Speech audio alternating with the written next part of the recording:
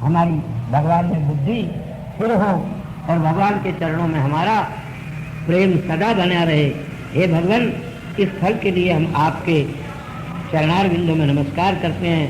हम कर्म मार्ग के माया मोह में भ्रांत होकर के और न भटकते फिरें, हमारे अपराध को क्षमा करो। वास्तव में तो हम कंस से भयभीत थे, इसलिए आपको हमने भोजन नहीं दिया। आपको खाना दे देंगे तो कृष्ण हमसे रुष्ट हो जाएगा। हाँ भाई, बाबा जी का मठ छीन लेगा, जमीन छीन लेगा। अगर प्राइम मिनिस्टर, चीफ मिनिस्टर नाराज हो जाएगा तो उसको जैसे तैसे राजी करो, चाहे धर्म जहन्नुम में जा।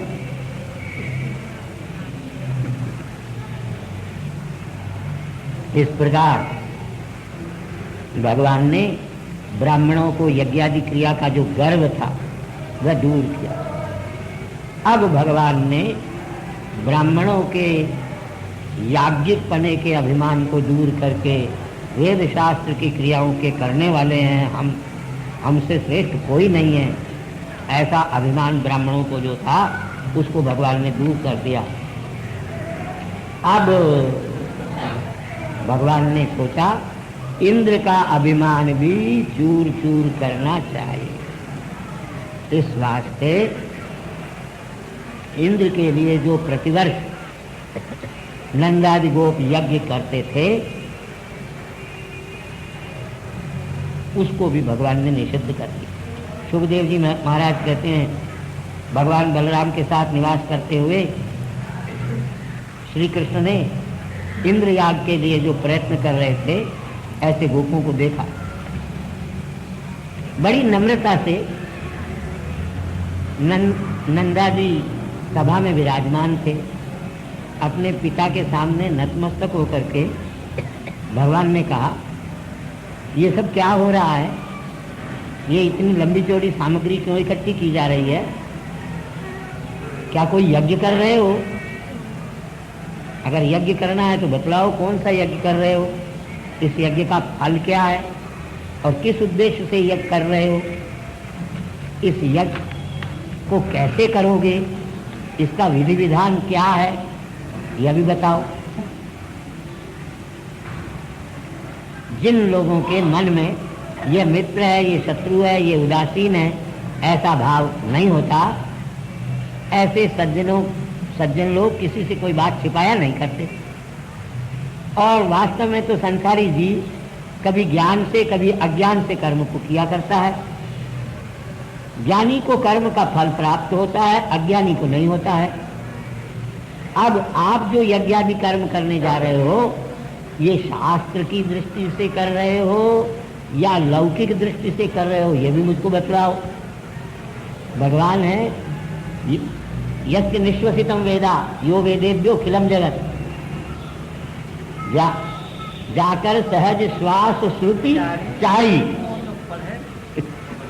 ये देखो, पिताजी से भगवान हम शास्त्रार्थ कर रहे हैं। क्यों यज्ञ कर रहे हो, किस लिए कर रहे हो, यज्ञ का नाम बताओ, यज्ञ का फल बताओ और क्या क्या क्रिया होगी ये बतलाओ, ये सब बताओ।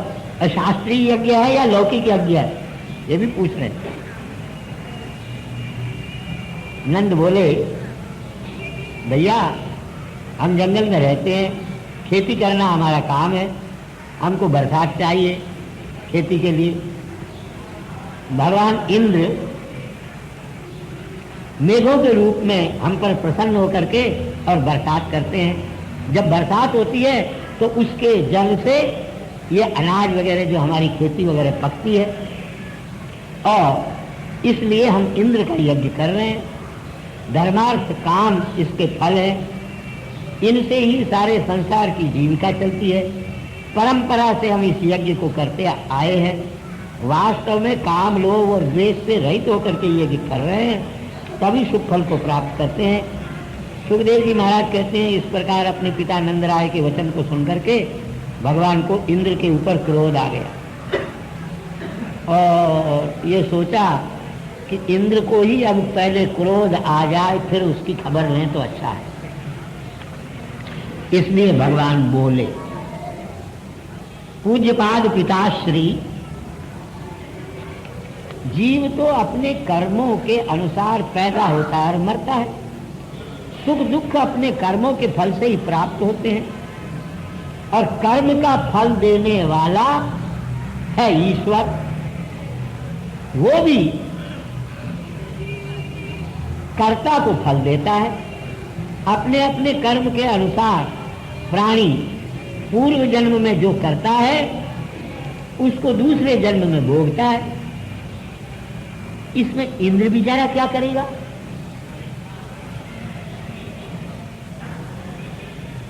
जीव जो है वो स्वभाव के अधीन है, स्वभाव के अनुसार चलता है। सारा संसार अपने स्वभाव में भी स्थित है। ये कर्म अपने कर्मों के फल से ऊंच नीच अनेक प्रकार के देहों को प्राप्त करता है। शत्रु मित्र उदासीन गुरु ईश्वर ये सब भाव भी कर्मों के ही फल हैं। इस वास्ते स्वभाव में स्थित होकर के और मनुष्य को कर्म करना चाहिए, स्वभाव विरुद्ध कर्म नहीं करना चाहिए। वही उनका देवता है। आप लोगों ने बीच में ये अड़ंगा कहाँ से लगा लिया? हमारे पूर्वज तो इंद्र विंद्र का यज्ञ नहीं किया करते थे। ये तो जैसे कोई स्त्री अपने पति को छोड़ करके जार की सेवा करे, ऐसे ही तुम भगवान को छोड़ करके इंद्र की पूजा करने जा रहे हो।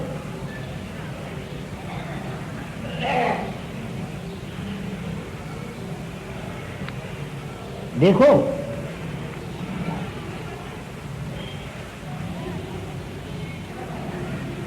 ब्राह्मण का काम है वेदों का पढ़ना पढ़ाना, यज्ञ करना कराना, दान लेना देना।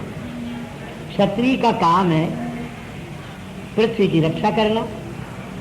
वैश्य का काम है वार्ता अर्थात खेती करना, पशुपालन करना और व्यापार करना। शूद्र का काम है ब्राह्मण क्षत्रिय वैश्य की सेवा करना। हम लोग वैश्य हैं। नंद के नंदा जी नंद के संबंध, नंद के पुत्र हैं। अभी नंद के पुत्र हैं हम लोग अपने लिए नहीं, हम लोग वैश्य हैं। वैश्य की 4 प्रकार की वृत्ति होती है।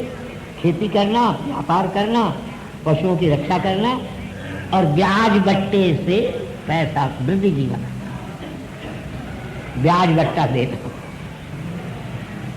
धीरधार, यहाँ गुजराती में कहते हैं धीरधार का व्यापार। तो हम लोगों को काम तो गो पालन करना है। वास्तव में तो संसार का पालन सत्वगुण से होता है। रजोगुण से संसार की उत्पत्ति होती है। रजोगुण से प्रेरित होकर के ये बदल बरसात करते हैं। उन बदलों की हुई बरसात से ही सारे संसार के जीव जीवते हैं। इंद्र बेचारा इसमें किस खेत की मूली है?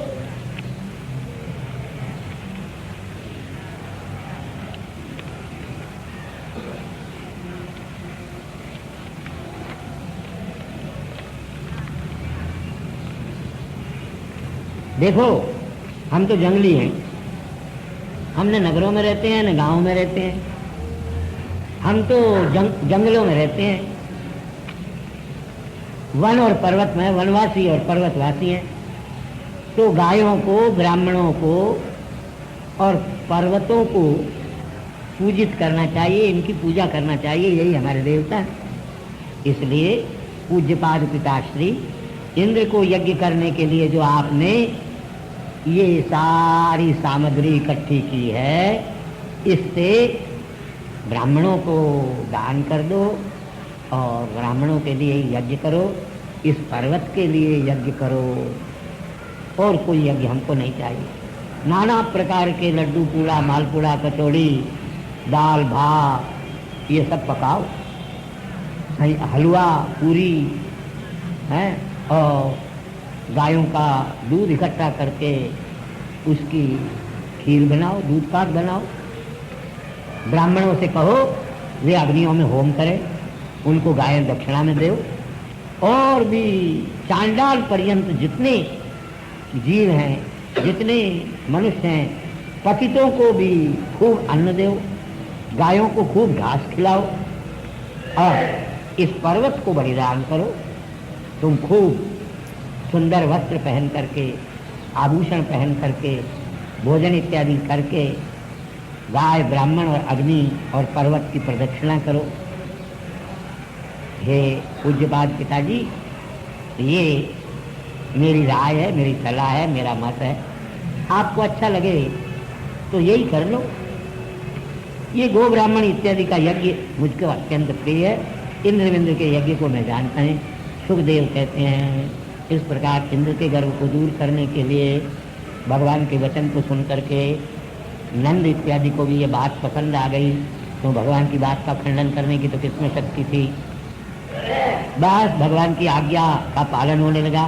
ब्राह्मणों को बुलाया, स्वस्ति वाचन करवाया और जो कुछ यज्ञ की सामग्री थी उससे ब्राह्मणों को दान किया और उस पर्वतराज गोवर्धन को सब बलिदान कर दिया।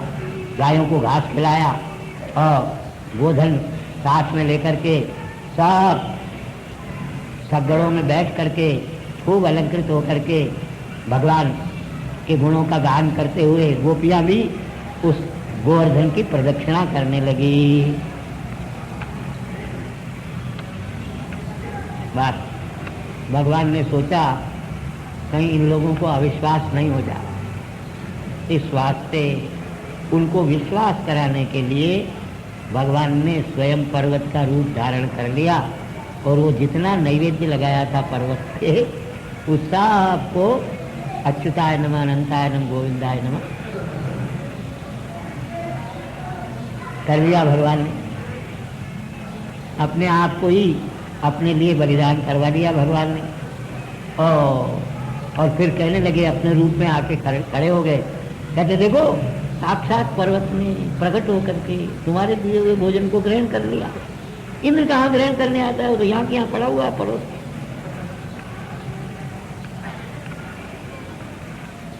इस वास्ते हम अपने सुख के लिए, इन गायों के सुख के लिए इस पर्वत को ही नमस्कार करें। इस प्रकार अद्रि गो द्विज का मत करके गोप ब्रज में चले गए। अपनी पूजा नष्ट हो गई। इंद्र ने देखा बड़ा अपमान किया इस ग्वाल बच्चे ने हमारा। बस संवर्तक में मेघ दो प्रकार के होते हैं, एक पर्जन्य मेघ होता है और एक संवर्त मेघ होता है। निकामे निकामे नहा पर्जन्य विवर्षतु, ये प्रार्थना करते हैं हम जब चाहें तब पर्जन्य बरसे, संवर्त नहीं। संवर्त प्रलया कल्प। इंद्र ने संवर्तक मेघों को आज्ञा दी, प्रलय की वर्षा करो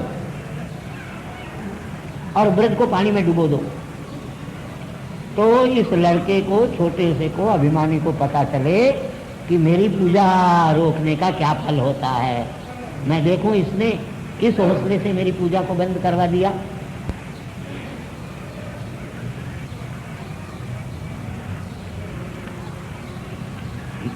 वेदोक्त यज्ञदान इत्यादि को छोड़ करके क्या कोई संसार में, संसार समुद्र को पार कर सकता है? और इस बच्चे कृष्ण ने अज्ञानी होने के कारण मेरा अपमान किया इस वास्ते। और क्या बात है, मुझे मालूम पड़ता है आजकल इन ग्वालियों के पास बहुत पैसा हो गया, इसलिए ऐरावत के ऊपर बैठ करके ब्रज को खत्म करने के लिए मरुदगणों के साथ चलता हूँ। सुखदेव जी कहते हैं इस प्रकार इंद्र की आज्ञा प्राप्त करके और संवर्तक में मूसलाधार ब्रज के ऊपर वर्षा करने लगी। भयंकर गर्जनाएं, बिजलियां चमकने लगी और पानी क्या, ऊपर से ओले भी बरसने लगे। सारी पृथ्वी कहीं दिखाई नहीं दी, पशु कांपने लगे, गोपियां त्रस्त हो गई, भगवान कृष्ण की शरण में गई और भगवान से प्रार्थना करने लगी, महाराज आपने इंद्र का यज्ञ बंद करवा दिया, इंद्र नाराज होकर के अब वर्षा कर रहा है, आप कृपा करके हमारी इस कुपित इंद्र से रक्षा कीजिए। ये पानी की नहीं शिलाओं की वर्षा कर रहा है, पत्थर बरस रहे हैं महाराज, इसके द्वारा इंद्र हमारी सारी प्रजा को नष्ट कर रहा है। भगवान ने देखा, ठीक है, इंद्र अपने स्वरूप में आया है, अब अपनी सामर्थ्य से मैं अपने आप को संसार के मालिक समझने वाले इंद्रादि के अभिमान को चूर चूर करता हूँ। देवता लोग तो सत्वगुण से युक्त होते हैं, इनको कभी अभिमान करना चाहिए। मैं इनके मान का भंग करूंगा, तभी इनको छठी का दूध याद आए। ये ब्रजवासी बेचारे मेरे शरण में, इनकी मुझको रक्षा करनी चाहिए। बस भगवान ने लीला से ही एक हाथ से उस गोवर्धन पर्वत को उठाया और अंगुली पर, जैसे बच्चे आजकल बरसात में पैदा होने वाले छत्रा, कुकुरमुत्ता, उनको उखाड़ के और अपने हाथ में ले लेते हैं, ऐसे ही भगवान ने गोवर्धन पर्वत को उखाड़ करके अपने हाथ में ले लिया छत्ते की तरह। और कहने लगे, पूज्यपाद पिताश्री, माताजी, अरे गोपों, तुम बड़े आराम से सारी गायों को लेकर के और ये गोवर्धन पर्वत के उतार लेने से जो शेल्टर बन गया है, इस शेल्टर में आकर के और बैठ जाओ निश्चिंत होकर के। मैंने ऊपर छाता किया हुआ है, एक बूंद भी पानी गिरने दूंगा नहीं। बस क्षुधा, तृषा इत्यादि की व्यथा को छोड़ करके ब्रजवासियों के साथ भगवान ने 7 दिन तक उस पर्वत को अपनी अंगुली के ऊपर। इंद्र ने देखा 7 दिन तो मूसलधार ओले पाले की वर्षा करते हुए हो गए, अब स्टॉक खत्म हो गया मेघों का, अब कहां से वर्षा लावे। अत्यंत भगवान के योगानुभाव को देख करके, योग के प्रभाव को देख करके इंद्र आश्चर्य से चकित हुआ। सोचा मेरा संकल्प तो भ्रष्ट हो गया। लाचार होके मेघों से कहा, भैया अब थोड़ा बहुत जो है जमा पूंजी रखो, बाकी सब खर्च कर दोगे तो अगले चौमासे में क्या बरसात करोगे। मेघों से वर्षा होनी बंद हो गई, आकाश स्वच्छ हो गया। भगवान ने गोपों से कहा, स्त्री गोधन सहित अब तुम बाहर निकल आओ। वायु और वर्षा, तूफान, बरसात खत्म हो गया है, नदियों में अब थोड़ा सा जल बह रहा है। तुरंत गोप शास्त्री बालक बाहर निकल आए। भगवान कृष्ण ने उन गोपों के देखते देखते ही उस पर्वत को वापस उसी स्थान पर रख दिया। ब्रज के निवासियों ने भगवान का आलिंगन किया और भगवान का गुणगान करने लगे। स्नेह से गोपियों ने भगवान का पूजन किया। दही, चावल, अक्षत इत्यादि को भगवान के ऊपर डाल करके नाना प्रकार के आशीर्वाद भगवान को दिए।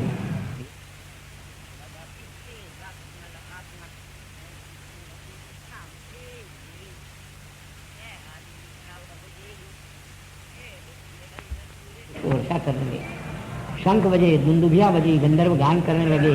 गोपों से वेष्टित होकर के भगवान बलराम सहित ब्रज में चले गए। गोपिकाओं ने गोवर्धनोद्धारण इत्यादि की लीलाओं का खूब गान करते हुए भगवान के अणिमादि ऐश्वर्यों का वर्णन किया। सुखदेव कहते हैं, गोपों ने जब भगवान की ऐसी लीलाएं देखी तो आश्चर्य से चकित होकर के नंदराय से कहने लगा, ये तुम्हारा बालक अद्भुत कर्म करने वाला है। ग्वालियों में जन्म तो ले लिया, पर ये है कोई और ही। 7 वर्ष के, हमने अभी कहा आपसे, इसके पहले की चीर हरण की कथा है, उसमें भगवान की अवस्था 7 वर्ष से अधिक हो ही नहीं सकती, कम होगी। एक हाथ से 7 दिन तक गोवर्धन पर्वत को उठा करके और खड़ा रहा, जैसे हाथी कमल के फूल को अपनी सूंड से उठा लेता है। अरे इसने आंखें बंद करके और प्राण सहित पूतना के स्तन के दूध को पी लिया। इसने 1 लात मारी, तो सब गड़बंदा हो गया। एक वर्ष के ही तेरे पुत्र ने तृणावन दैत्य को आकाश में जान करके और मार दिया। ये बात दूसरी है, ये कहीं दही चुराता है, मक्खन चुराता है। इसकी स्टोरी को देख करके एक बार माँ ने इसको उखल में बांध दिया। वहां भी इसने लीला की। डोरी सही चलते चलते डोरी को बीच में पेड़ में फंसाया और वो उखल को दोनों पेड़ों में जड़ करके और खींचा, दोनों चरमरा करके और गिर गए। अरे महाराज, इसने बछड़ों को चराते हुए बकासुर को चोंच दोनों हाथ में लेकर के और चीर दिया, और वत्सासुर को भी इसने कैंस के वृक्ष पर मार करके चूर्ण कर दिया। फिर धेनुकासुर जो गधे के रूप में आया था उसको मारा, तालवन को सुपारी बना दिया, प्रलंबासुर को बलराम ने मार दिया। जंगल में हमको दावानल से इन्होंने बचाया। भयंकर हलाहल विषधारी काली का दमन करके और हृदय से उसको निकाल करके यमुना को निर्विष बना दिया। तेरे पुत्र में हमारी अत्यंत प्रीति है और तेरे पुत्र की भी हमारे में वैसी ही प्रीति है। कहाँ 7 वर्ष की अवस्था और कहाँ गोवर्धन का धारण। नंद कहने लगा, भैया गर्गाचार्य हमको पहले ये सब बातें बता गए थे, तुम्हारी शंका को दूर कर देता हूं मैं। ये प्रत्येक युग में इसी प्रकार संसार का दुख करने के लिए अवतार धारण करते हैं। सतयुग में श्वेत, त्रेता युग में रक्त, द्वापर युग में पीत और कलयुग में कृष्ण बनते हैं। ये वास्तव में तो वसुदेव के घर में पैदा हुए।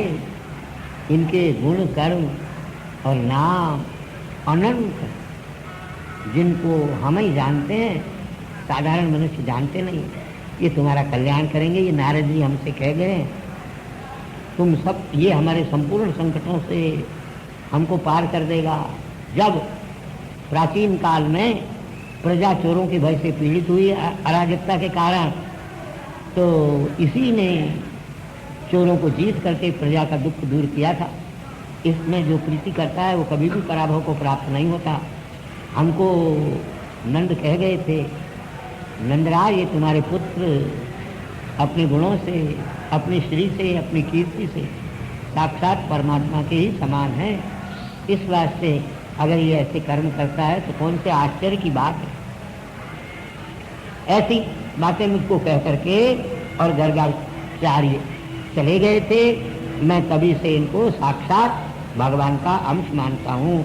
नंद की बातें सुन करके और गोपों का आश्चर्य दूर हो गया।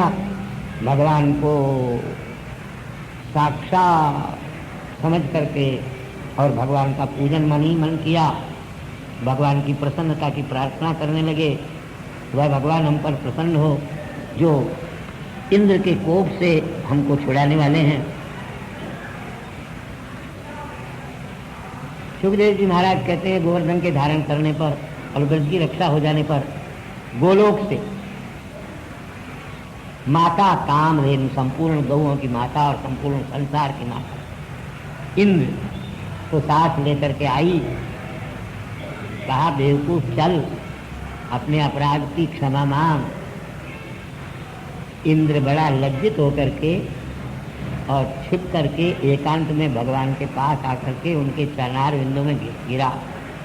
मैं त्रिलोकी का स्वामी हूँ। इस प्रकार का उसका अभिमान नष्ट हो गया। हाथ जोड़ के भगवान से कहने लगा, आप तो शुद्ध सत्व स्वरूप, रजोगुण से रहित, तमोगुण से रहित, शांत स्वरूप, जगत के पिता है, जगत के गुरु है और काल भी है। हम अपने आप को जगत का स्वामी समझ करके अभिमान कर बैठे थे, उसको आपने दूर किया। ये बड़ी कृपा आपने हमारे ऊपर की।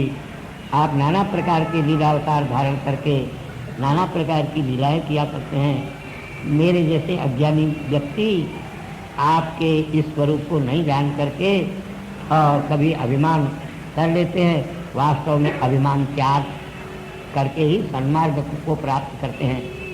आप दुष्टों को दंड देने वाले हैं ही हैं, इसलिए मैंने ऐश्वर्य के मत से जो अपराध किया उसको आप क्षमा कर लीजिए। अब सदा मेरी बुद्धि आपके चरणारविंदों में ही लगी रहे। आप अधोक्षत है, अधकृतम अक्षजम इंद्रियजम ज्ञानम येन। महाराज, आपका यह अवतार तो पृथ्वी पर राक्षसों के रूप में आने वाले जो क्षत्रिय हैं उनका नाश करने के लिए और सज्जनों का पालन करने के लिए हुआ है। इस प्रकार क्षमा प्रार्थना करके कहने लगे, महाराज आप तो वासुदेव हैं और यादवों के पति हैं, अपनी स्वेच्छा से ही आपने शरीर धारण किया हुआ है, वास्तव में आप सर्व जगत के कारण हैं, हम आपको नमस्कार करते हैं। मेरा यज्ञ नष्ट हो गया तो ब्रज का नाश करने के लिए जो मुझसे ये खराब कर्म बन गया, आप कृपा करके उसको क्षमा कर दीजिए। आपने मेरे ऊपर बड़ी कृपा की, आप ही ईश्वर हैं, गुरु हैं, मैं आपकी शरण में जाता हूँ। सुखदेव कहते हैं, इस प्रकार स्तुति करते हुए इंद्र से हंसकर भगवान ने कहा, इंद्र ये सब मैंने स्वर्ग की श्री से प्रमत्त हो जाने वाले तेरे ऊपर कृपा करके किया। तेरे यज्ञ का भंग नहीं, तेरे मान का भंग किया। ऐश्वर्य से मदान्ध पुमान, जो ऐश्वर्य के मद से अंधा हो जाता है मनुष्य, वो डंडा हाथ में लेकर के खड़े हुए मुझको कुछ माल समझता ही नहीं। मैं जिस पर कृपा करता हूँ उसकी संपत्ति पहले नष्ट करता हूँ। तुम अपने अधिकार में रह करके निरहंकार होकर के मेरी आज्ञा का पालन करो। कामधेनु ने गौओं के साथ भगवान को नमस्कार करके भगवान से कहा, कृष्ण विश्वात्मन आप लोकनाथ हैं। इंद्र ने तो अभिमान के कारण हमारे जीवन को चौपट बना दिया था, लेकिन आपने हमारे ऊपर कृपा की। आप हमारे ही देव नहीं, आप तो सारे जगत के दैवत हैं। गो विप्र साधु उनके अभ्युदय के लिए आपने ही इसको तो इंद्र बनाया है महाराज। और आपने क्या बनाया, आप स्वयं इंद्र रूप धारण करके संसार की रक्षा करने के लिए आते हैं। हमारे लिए तो आप ही इंद्र हैं। हमको ब्रह्मा जी ने आज्ञा दी है, प्रेरणा दी है, हम आपका अभिषेक करेंगे।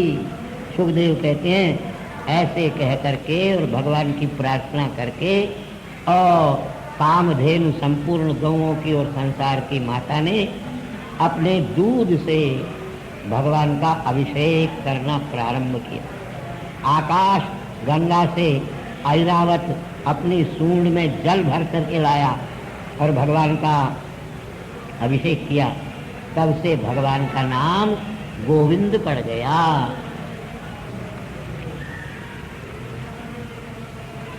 अहम इंद्रो ही देवानाम त्वं गवाम इंद्रतां गतः गोविंद इति लोके त्वां गास्यन्ति भूय मानवा।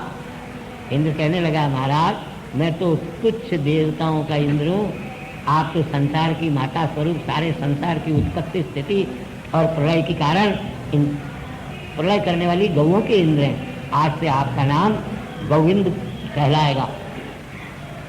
वहाँ पर तुम्बुरु नारद गंधर्व विद्याधर सिद्ध चारण आए, भगवान के यश का गान करने लगे। देवताओं की पत्नियां नृत्य करने लगे। सारे देव भगवान की स्तुति करते हुए भगवान पर पुष्प वर्षा करते हुए। तीनों लोगों को बड़ा सुख हुआ। गायों ने दूध से सारी पृथ्वी को भर दिया। नदियों में दूध के रस बहने लगे, वृक्षों से मधु चूने लगे, औषधियाँ बिनाई हल चलाए पकने लगी। पर्वतों ने अपने अंदर छिपी हुई मणियों को बाहर प्रकट कर दिया। इस प्रकार भगवान कृष्ण के अभिषेक हो जाने पर जो क्रूर प्राणी सिंह व्याघ्र आदि थे, उन्होंने भी आपस में एक दूसरे के साथ बैर को त्याग दिया। राजन सुखदेव जी महाराज परीक्षित से कहते हैं, इंद्र कृष्ण का अभिषेक करके इंद्र की आज्ञा प्राप्त करके स्वर्ग में चले गए। सुखदेव जी महाराज कहते हैं एक दिन नंद बाबा एकादशी के दिन निराहार निर्जल व्रत करके भगवान का पूजन करके द्वादशी एक कला मात्र रह गई। ए भैया, एक 24 मिनट की एक घड़ी होती है, एक घड़ी के 60 पल होते हैं और एक पल की 60 कला होती है। एक कला द्वादशी रह गई। द्वादशी में पारणा करना चाहिए, लेकिन अरुणोदय से पहले किसी भी जलाशय में अरुणोदय से पहले स्नान नहीं करना चाहिए। वो दैत्यों का समय होता है। ध्यान नहीं रहा नंदराय जी महाराज को और जमुना जल में स्नान करने के लिए उन्होंने प्रवेश किया। यम वरुण का दूत आया और पकड़ करके वरुण के पास ले गया। नंदादि गोपों को अब नंदराय दिखाई नहीं दिए। चिल्लाने लगे, भैया राम, भैया कृष्ण। तुरंत कृष्ण वरुण के यहाँ चले गए। वरुण ने वहाँ जाने पर भगवान का नाना प्रकार से पूजन किया और कहा, आज मेरा जन्म सफल हो गया महाराज। आपके चरणारविंद का भजन करने वाले मोक्ष को प्राप्त करते हैं। आप परमात्मा और ब्रह्म स्वरूप हैं। आपको नमस्कार करता हूँ। मैंने अज्ञान के कारण और मेरे दूत ने भी आपके पूज्यपाद पिताजी को यहाँ खींच करके ले आया। आप क्षमा कीजिएगा। ये लीजिए आपके पिताजी, इनको ले जाइए अपने घर पर। सुखदेव कहते हैं इस प्रकार वरुण के द्वारा स्तुति से प्रसन्न होकर के अपने पिताजी को घर पर ले आए भगवान और अपने जनों के लिए परम हर्ष को देते गए। नंद ने अदृष्ट पूर्व लोकपाल वरुण के ऐश्वर्य को देखा, वरुण के लोक में जाकर के, और अपने बालक के प्रति वरुणादिकों की भी नम्रता देखी और जाकर के अपने बंधु बांधवों से कहा, भैया वरुण के ऐश्वर्य को देख करके चकित हो गया था, लेकिन फिर देखा वो तो इसके चरणों में पड़ा हुआ है। तुरंत गोपों ने समझा ये साक्षात परब्रह्म परमात्मा है, वो हमको अपनी गति प्राप्त करा देंगे। सर्वज्ञ भगवान कृष्ण ने सोचा इनका संकल्प कैसे सिद्ध हो। ये सारे संसार के जीव तो इस संसार में अज्ञान से होने वाले कामनाओं के वशीभूत किए जाने वाले कर्म, उन कर्मों के कारण पशु पक्षी इत्यादि योनियों में चले जाते हैं, अपनी वास्तविक स्थिति को जानते नहीं। दयालु भगवान ने तुरंत अपनी माया से सारे गोपों को वैकुंठ का दर्शन करवा दिया।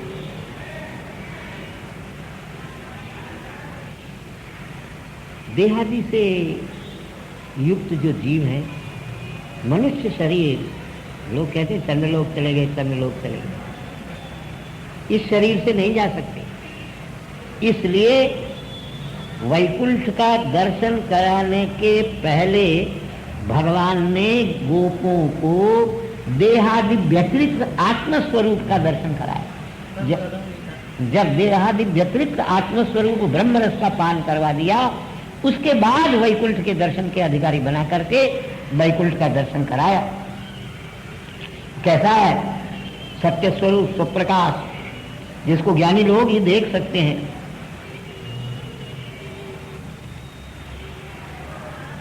वो तो ब्रह्म रूपी हृदय में मग्न हो गए। भगवान ने देखा दुनिया समझेगी, इनको चौपट कर दिया, इस वास्ते निकाला ब्रह्म सुख में से वापस। वैकुंठम ददृशु, हाँ, निमग्नोद्धृता, निमग्न होकर परमानंद से व्याप्त होकर के और अत्यंत आश्चर्य को प्राप्त हुए ये सबके सब।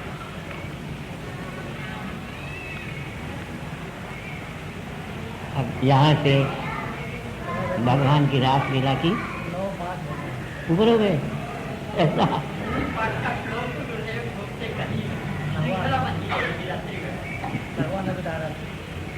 रास लीला प्रारंभ होती है भाई। रहस्य को लोग जानते नहीं है। भगवान अपि तारात्री शरदोत्फुल्ल मल्लिका ईक्षरंतुम मनस चक्रे योग माया उपाश्रिता। सारी उम्र हमारे धर्म सम्राट ने इसकी कथा की, वो चले गए लेकिन कथा पूरी इससे अनंत है। एक ही श्लोक है। लोग कहते हैं भगवान ने पराई स्त्रियों के साथ इस प्रकार रास लीला की। कल हमारे और स्वामी जी महाराज के बीच में बात हो गई थी। हम स्वीयात्व के पक्षपाती, आरोपित भी पर की आत्मा हम लाना नहीं चाहते। ये जिन गोपियों के साथ भगवान ने रासलीला की, ये 4 प्रकार की गोपियां हैं। एक तो अभी आपने सुना जिनको भगवान ने वरदान दिया, नंद ब्रज की कुमारिकाएं, जो भगवान को पति रूप में प्राप्त करना चाहती थी, उसके लिए उन्होंने तपस्या की। एक ये गोपिकाओं का यूथ है। दूसरा, भगवान श्रीमद राघवेंद्र रामभद्र मर्यादा पुरुषोत्तम दशरथ नंदन कौशल नंदन रघुनंदन राम जब दंडकारण्य में विचरण कर रहे थे, तो उनके अद्भुत रूप माधुरी की छटा को जब दंडकारण्य के आत्माराम आप्त काम पूर्ण काम परम निष्काम अभक्ष वायुभक्ष महर्षियों ने निहारा तो लोटपोट हो। मन में विचार करने लगे, जिसका रूप इतना सुंदर है, उसके शरीर का स्पर्श कितना सुंदर हो। भगवान का रूप तो हमने देख लिया, लेकिन एक बार भगवान के शरीर के साथ आलिंगन करें। तो आंखों को तो सुख मिला, लेकिन त्वचा को सुख तो कभी मिलेगा। दंडकारण्य के ऋषियों ने भगवान से प्रार्थना की कि महाराज, आपकी रूप माधुरी को तो हमने देखा, लेकिन हम आपके श्रीअंग के स्पर्श सुख को भी प्राप्त करना चाहते हैं। भगवान राम ने उनको मना कर दिया। उसके 2 कारण श्रीचरण बताया करते थे। एक तो सीधे भगवान ने कहा, एक अपने मन में रखा। भगवान ने कहा, ऋषियों, अभी तुम्हारी तपस्या यहां तक पहुंची है कि उस तपस्या के फल से तुम अपने नेत्र से हमारा रूप ही देख सकते हो। हमारे शरीर का स्पर्श सुख प्राप्त करने के लिए तुमको 1 युग तक और तपस्या न कदावोष्णुते, पूरी तपस्या जब तक न हो तब तक उस सुख को तुम प्राप्त नहीं कर सकते। अगर इसी सुख को तुमको प्राप्त करना है तो अभी से फिर तपस्या करो। द्वापर युग में हम इससे भी और अधिक सुंदर श्री कृष्णचंद्र परमानंद कंद ब्रजेंद्र नंदन श्याम सुंदर मदन मोहन नंद नंदन रूप धारण करके आएंगे। तुम हमारे शरीर को स्पर्श करने की योग्यता प्राप्त करने के लिए तब नंद के ब्रज में गोपों की कुमारियां बनकर के आना।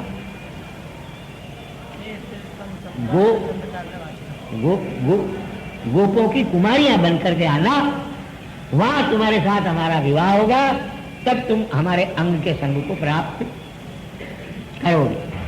ये जिनके साथ रास क्रीड़ा भगवान ने की, वो सारे के सारे दंडकारण्य के ऋषि द्वापर युग में नंद के वृंदावन में आकर के और कुमारियां बनी, नंद की कन्याएं बनी। ये तीसरा एक बैच है, यूथ है गोपिकाओं का। हमने एक बार कहा था, वेद के 1 लाख मंत्र हैं।